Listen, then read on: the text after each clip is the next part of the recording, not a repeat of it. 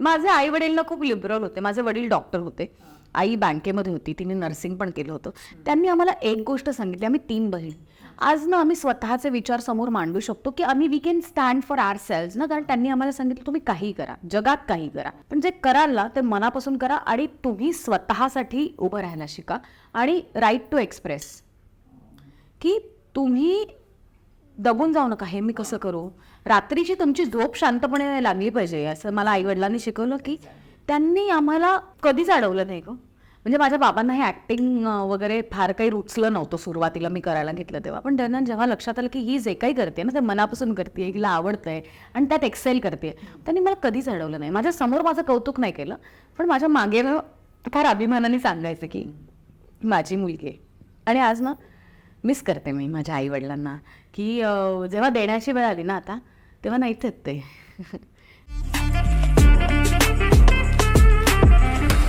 मित्रांनो, बातो बातो में या माझ्या कोऱ्या करकरीत यूट्यूब पॉडकास्टमध्ये मी कांचन अधिकारी आपणा सर्वांचं मनपूर्वक स्वागत करते.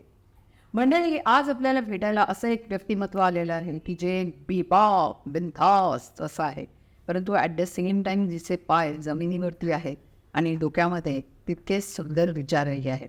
चला तर मग स्वागत करूया आदिती सारंगधरेचं. थँक्यू. आणि मला तुमचं ते जाम आवडलं, बातो बातो मे. जोरदार आणि जोश. I just loved it. असं मस्त जोश कोड आणि तुझ्यासारखं व्यक्तिमत्व असल्यानं ते तसं असायला आणि असा कडक चहा हातात असल्यावर तर आणखीनच झाला. Yes yes yes. आनंदी, मी तर तुला गेली कित्येक वर्ष ओळखते, प्रेक्षकही तुला असंख्य वर्षापासून ओळखतात, कारण की basically you started your career म्हणजे टेलिव्हिजन करिअर विथ मी दामिनी. दामिनी झाली दामिनी, अजून आठवत आहे, मुक्त सौ दामिनी दामिनी. आणि आई शपथ सांगते, म्हणजे बिफोर वी स्टार्ट, मला असं वाटतं कॉलेजमध्ये जायचंय आणि संध्याकाळी आल्यावर 4-4:30ची वेळ होती दामिनीची, 4:30. आणि मी झोपायला जायचं आणि तेव्हा आजी दामिनी पहिली ती जुना मालिका लावून, तेव्हा असं वाटायचं काय यार ही जोर जोरात हे गाणं लागतं. आजीला ते जाम आवडायचं. मग हळूहळू ना ते गाण्याची सवय व्हायला आहे, त्या गाण्याची सवय व्हायला लागली, म्हणजे मालिका पाहायला लागलो. आणि कधी खरंच मनापासून स्वप्नात वाटलं नव्हतं की आपण कधीतरी या मालिकेचा महामालिकेचा भाग होऊ.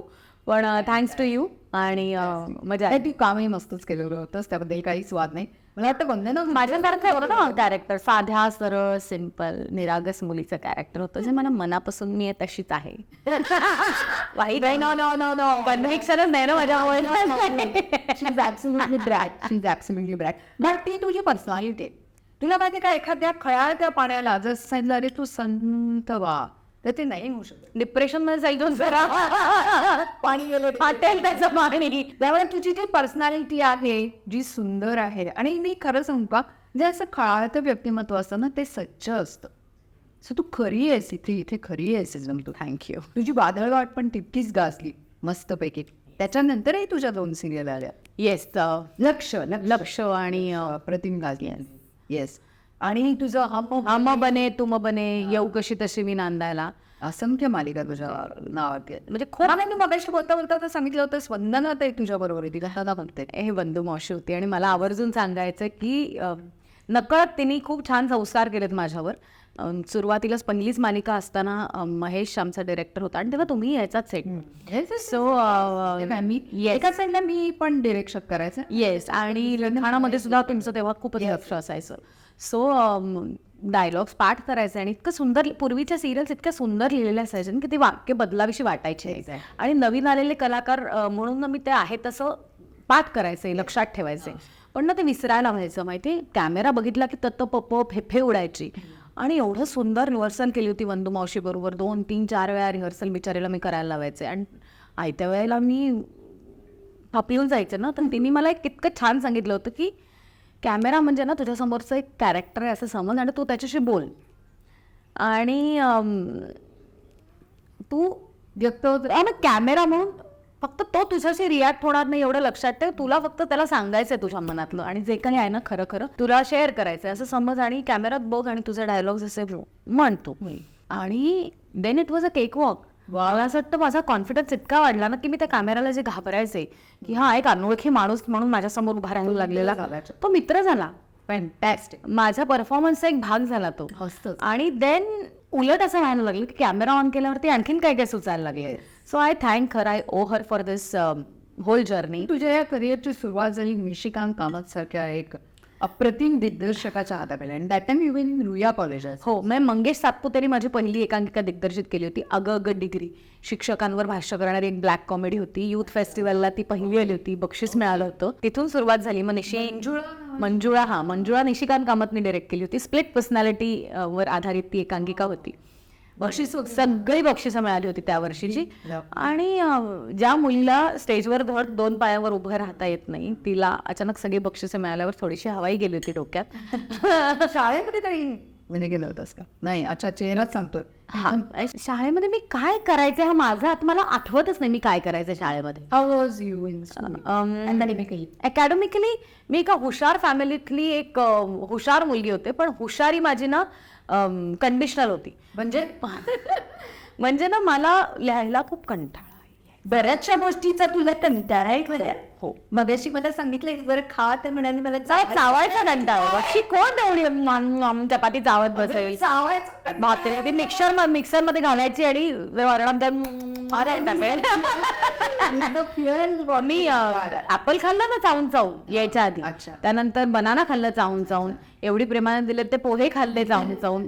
पण मला ना बोर होत होते. सूप या बंद करूया. मगाशी बोलण्यामध्ये भरपूर वेळेला आला ते आय गेट बोर्ड. हा, खाण्याचा कसा माणसाला कंटाळा. आणि मला आय एम अ फूडी, पण ते अरे देवा एवढं सगळं संपवायचं चावून चावून मला. मग मला गप्पा मारायला तरी कोणतरी लागतं ना, तर काहीतरी ऍक्टिव्हिटी लागते, मग ते संपून जातं. तर मला ना मला यायची, मी अभ्यास करायचे नाही असं नाही, पण मला ना माझं पेशन्स माझे कमी आहेत अजून. आता वाढलेत. आता एक नवरा केला, मुलगा केला, तर त्यांनी माझे पेशन्स खूप वाढवलेत. आणि थँक्स टू देम. मला असं वाटतं की लहानपणी ना मला यायची उत्तरं, आणि मला ना सोपं करायला नाही आवडायचं. म्हणजे आपल्या बीजगणित भूमितीमध्ये फॉर ऑल बिगर त्यातलंही फार यायचं असं नाही, पण जेन्युअनली मी हुशार होते, पण मी हुशार म्हणून बक्षीस घेऊन नाही यायचं घरी. कारण मला बक्षीस काय सगळ्यांना मिळतं, सगळे त्याच्यासाठी बेसिकली तुला आटापिटा करतात की मी किती अभ्यास केला तरी सुद्धा पहिल्या 5 मध्ये आलेली मुलं ती पण पुढच्याच वर्गात जाणार, पुढच्याच इयत्तेत जाणार, आणि 23-24 नंबर काढला तरी ते पण पुढच्याच. ते पण पुढचं. हा, मला असंच वाटतं एवढं कशाला काम करायचं आपल्या. To get board. तू 10वीचा पेपर आहे सर हे करून आणलीस. समथिंग बिंग अ ब्रॅड म्हणजे काय ना, मला ते असं ते फाशीची शिक्षा दिल्यावर कसं निप मोडतात ना, कसं लिहायचं आधी ड वर्गातली गणित, ती आम्हाला डिव्हिजन असायची, अ वर्ग, ब वर्ग, क वर्ग. डी सेक्शन मधली ना गणितं ना थोडीशी कठीण असायची, आणि मला ती सोडवायला, मी जॉमेट्री असा खूप आवडता विषय होता, आणि तेवढंच मला बीजगणित म्हणजे अल्जेब्रा अजिबात आवडायचं, आणि त्या अंकगणित ना डोक्यात जायचं. अजूनही मला 25 अधिक 40 असं केलं तर माझा मुलगा पटकन सांगतो, 7 वर्षाचा आहे तो, मला नेंग करत बसायला लागतं. आता तुझ्या हातात मोबाईल. आता आणि मला गरजही नाही आहे. पैसे का देख लेंगे, पती देख लेगा मेरा हो, एवढ्या पैशांची बेरिस्त म्हणालीस की माझ्या लाईफ मध्ये मला असं आई वडिलांना डॉक्टर केलं आणि नवऱ्याला इंजिनियर का केलं तुम्ही सांगा. मला स्ट्रेस नको मला पैशांचं, ते काय ते कमवा तुम्ही, मी कमवीन माझ्यासाठी, त्यांच्यासाठी मेंटेन करणारा असा मला कोणतरी एक पाहिजे. मग it's a body whether it's नवरा. येस. सो बघ, स्ट्रेस घ्यायचं नाही. स्ट्रेस सी आय हॅव गेले काही वर्ष मी मेडिटेशन करते आहे, किंवा म्हणजे रेकी प्रॅक्टिशनर आहे मी. सो मला एक गोष्ट लक्षात आलेली की तुमच्या बॉडीला ना बऱ्याचशा गोष्टी सांगायच्या असतात, आणि तुम्ही सांगत नाही, तुम्ही व्यक्त होत नाही, आणि तुम्ही ते जाऊ दे ना, छोड दे ना करून सप्रेस करत बसता मनामध्ये, आणि बॉडी कुठून तरी रिटॅलिएट करायचा प्रयत्न करते. मग तुम्हाला सर्दी खोकला होतो, मग तुम्हाला काहीतरी पोटाचे आजार होतात, मग तुम्हाला पाठ दुखायला लागते, मान दुख, आणि तसं मला एंडोमेट्रिओसिस झाला. असं मला वाटतं की ते कुठेतरी साठवून ठेवलं असतं. मग माझ्या ओमसिस झाले पोटामध्ये, गॉल स्टोन्स झाले, इन्सुलिन रेझिस्टन्स आला, थायरॉइड आलं. So I am a house of diseases, पण then I take it in a positive manner की अभी तो नहीं रखूंगी, अभी और नहीं चाहिए, ये है वही निकाल दिया मैंने. तो आता ना मी व्यक्त व्हायला शिकले. पूर्वी ना मी लेट गो करायचं, छोड दो ना, कुठेतरी ते इथे जायचं, मग इथे जायचं. पण तू अशी मस्त त्याच्याकडे घेण्याचा तो एक दृष्टिकोन तुझा बोलले नाही की हर्ज आहे की आता काही वेळा वगैरे अशी घेतेस तू या वयाला, so young baby. Okay, but काय ना हेरिडेटरी आलंय काही काही गोष्टी. त्यात आपण त्याला काही करूच शकत नाही ना. म्हणजे मी गमतीने म्हणते माँ-बाप ने ये जायदाद के साथ मेरे नाम ये सब कर दिया. तो गमतीचा भाग असा आहे. पण म्हणजे मला नेहमी आता असं वाटतं की तुम्ही व्यक्त व्हायला पाहिजे. काही दिवसापूर्वी ना मला असं काहीतरी वाटत होतं लय बोलायचं. पूर्वीचं मी असं काय नाही ते का तुला पहिल्यापासून ती कठीण गणित सोडवायला आवडायची ना. तुला सोपी सोपी नको होती त्याच्यामुळे तुला पुढे पण असं कठीण कठीण म्हणून केलं. ठीक आहे. आणि गंमत ती अशीच की पेपर लिहिता लिहिता 10वीचा ना माझा हात दुखायला लागला ना की मी पेन सोडून द्यायचे. आणि ज्या क्षणी मी पेन सोडलं त्या क्षणी मी पुढचा पेपर लिहिला नाही. 10वीचा पण नाही लिहिला, 12वीचा पण. 12वीला तर मला सायकोलॉजीमध्ये I was one of the toppers in college. अर्धा थोडा पेपर सोडून पण आणि असं आता सांगायला हरकत नाही. माझी जी सप्लिमेंट होती ना ती पहिल्या बेंचपर्यंत कॉपीसाठी गेली होती. तो करत ती ना तो ती तिकडनं बाजूच्या लाईनमध्ये बाई असताना ती अशी सप्लिमेंट टक टक टक टक टक टक 12वीला माझी जॉईन केली.